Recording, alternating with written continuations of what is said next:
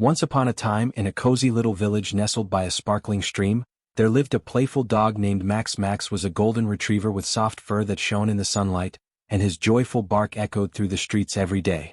He loved to run and explore the world around him, but there was one thing he longed for more than anything: friendship.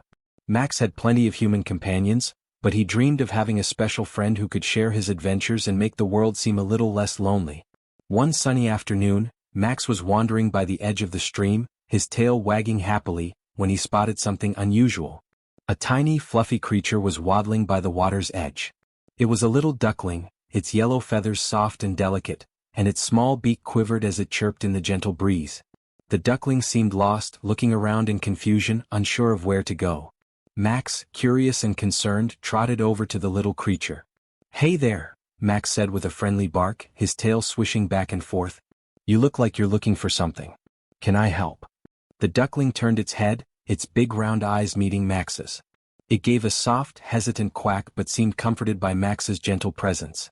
Slowly the duckling waddled closer, looking up at Max with trust. I don't know where my family is," the duckling said in a tiny, almost inaudible voice. "I was swimming in the pond and when I looked up they were gone. I'm all alone." Max's heart swelled with compassion. He had never met a duckling before, but he knew what it felt like to be alone.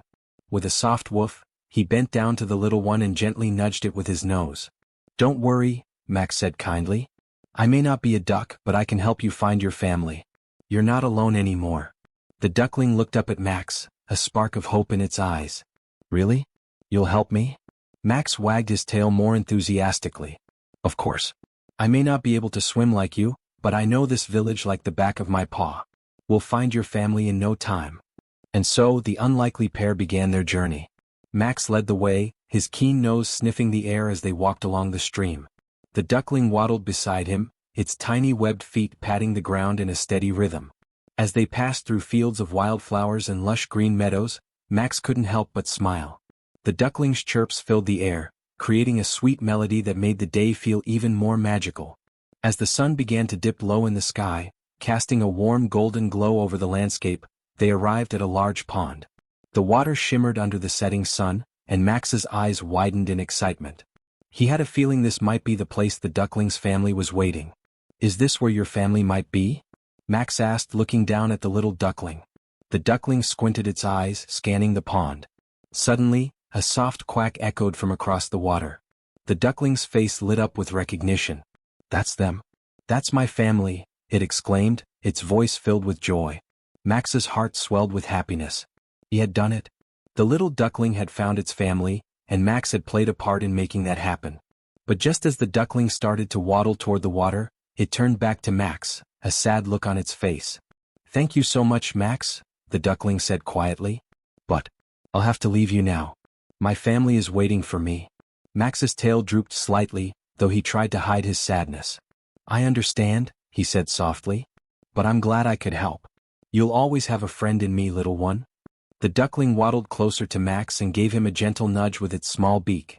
"I'll never forget you, Max. You were kind to me when no one else was." And with that, the little duckling waddled into the water where its family was waiting. Max watched as the duckling reunited with its loved ones, a feeling of contentment spreading through his heart. He had helped someone in need, and that was all that mattered. But as Max turned to head back home, something unexpected happened. The duckling, now surrounded by its family, called out to Max from across the pond. "Max, wait. I have something for you," it chirped. Max's ears perked up in surprise as the duckling fluttered its tiny wings and waddled back to the shore. It carried something small in its beak, a delicate feather, soft and golden, just like Max's fur. The little duckling held the feather out to Max, who looked at it curiously. "This is for you," the duckling said, its voice full of gratitude. "It's a symbol of our friendship. No matter where I go, I'll always remember you, and you'll always have a part of me with you." Max's heart swelled with emotion. He gently took the feather in his mouth and looked down at the little duckling. "Thank you," he said, his voice thick with feeling. "I'll keep this feather with me always to remember you by." The duckling smiled, its eyes sparkling with affection. "I'll be back to visit you, Max. I promise." And with that, the duckling turned and rejoined its family, who had been waiting patiently in the water. Max watched them swim off into the distance, feeling a deep sense of peace. As the stars began to twinkle in the night sky, Max made his way back home. He carried the duckling's golden feather gently in his mouth, a reminder of the incredible bond he had formed with the little creature.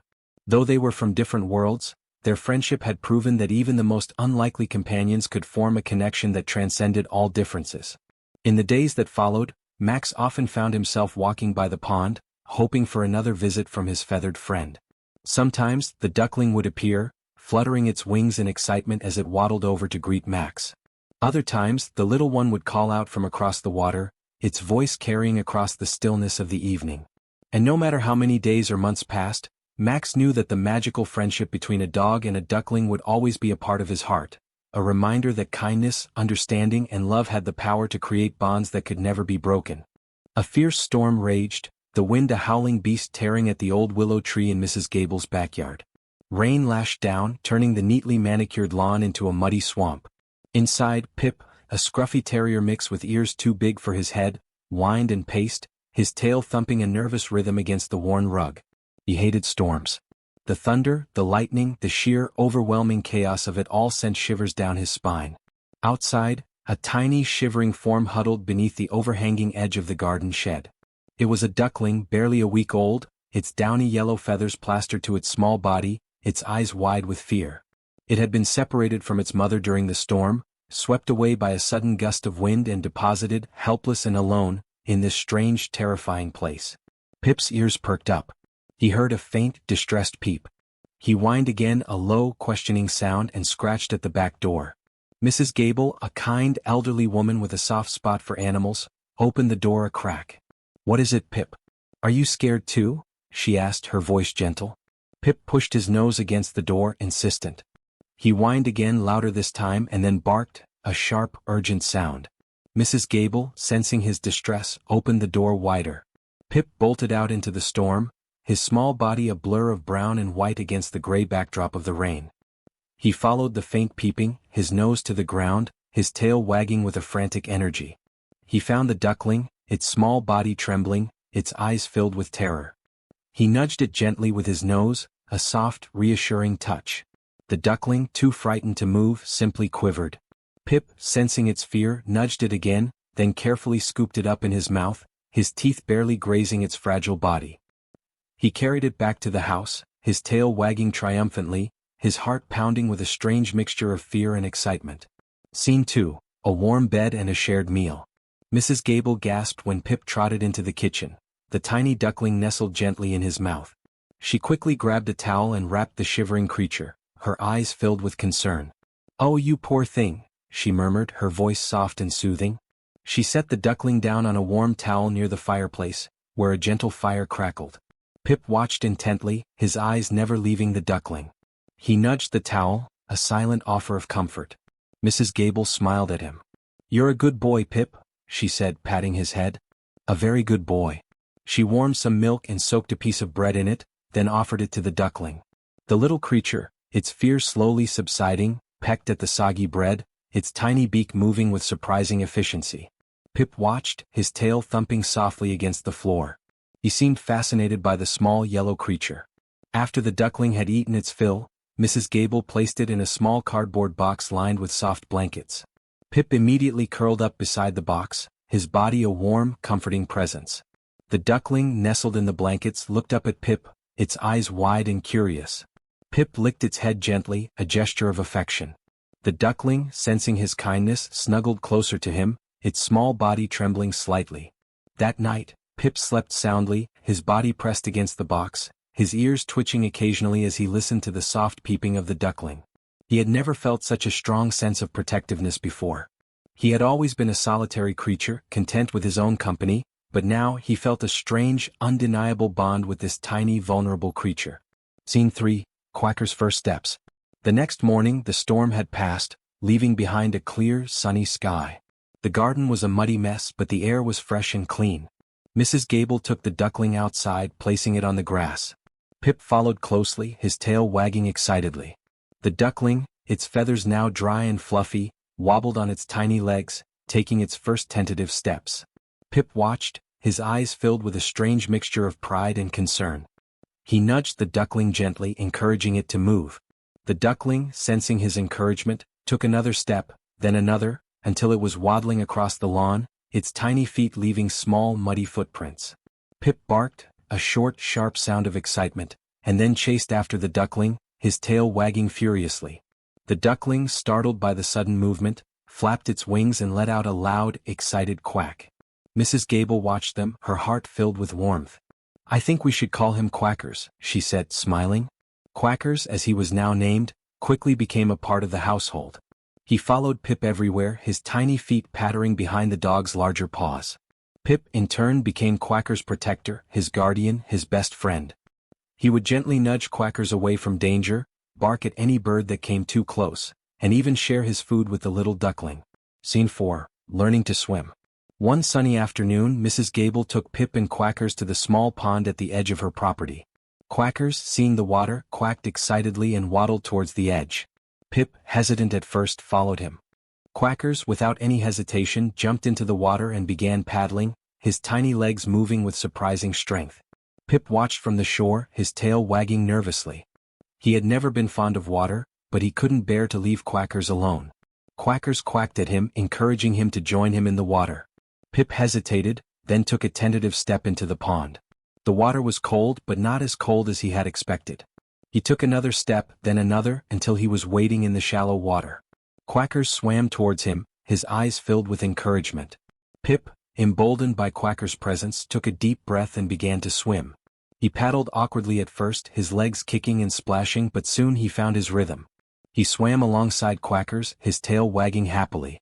They swam together, Pip and Quackers, two unlikely friends, their bond strengthened by their shared experience. They chased each other through the water, splashing and quacking, their laughter echoing across the pond. Scene 5. Facing the fox. Their idyllic days were shattered one evening when a cunning fox, drawn by the scent of the duckling, crept into the garden. Pip, sensing danger, barked a warning, his hackles raised. The fox, its eyes gleaming with predatory intent, lunged towards Quackers. Pip, without hesitation, jumped in front of Quackers, his teeth bared, his growl a deep, menacing sound. The fox, surprised by Pip's ferocity, hesitated for a moment. But then, driven by hunger, it lunged again, snapping at Pip's leg. Pip yelped, but he didn't back down. He lunged at the fox, his teeth snapping, his growl echoing through the garden. The fox, realizing that it was outmatched, turned and fled, disappearing into the shadows. Pip, his leg bleeding, limped back to Quackers, who was quivering with fear. He licked Quackers' head, a reassuring gesture, then collapsed onto the grass, his breath coming in ragged gasps. Mrs. Gable, alerted by the commotion, rushed out into the garden. She gasped when she saw Pip's injury. She quickly carried him inside and cleaned his wound, her hands gentle and soothing. Quackers followed them inside, his eyes filled with concern. He stayed by Pip's side all night, his small body pressed against the dog's, his soft quacks a constant murmur of comfort.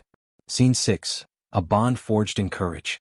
Pip's wound healed quickly, and he was soon back to his old self, chasing Quackers around the garden, swimming in the pond, and guarding his feathered friend with unwavering loyalty. The fox never returned, deterred by Pip's bravery. The bond between Pip and Quackers grew stronger with each passing day. They were inseparable, two unlikely friends, their lives intertwined, their hearts bound by a deep and abiding affection. They were a testament to the power of friendship, a reminder that love and loyalty can blossom in the most unexpected places. They were Pip and Quackers, the dog and the duckling, a magical friendship that defied all odds. Mrs. Gable, watching them play, smiled. She knew that she had witnessed something truly special, a bond that transcended species, a friendship that was as pure and as beautiful as the summer sky. And she knew, with a certainty that warmed her heart, that their friendship would last a lifetime.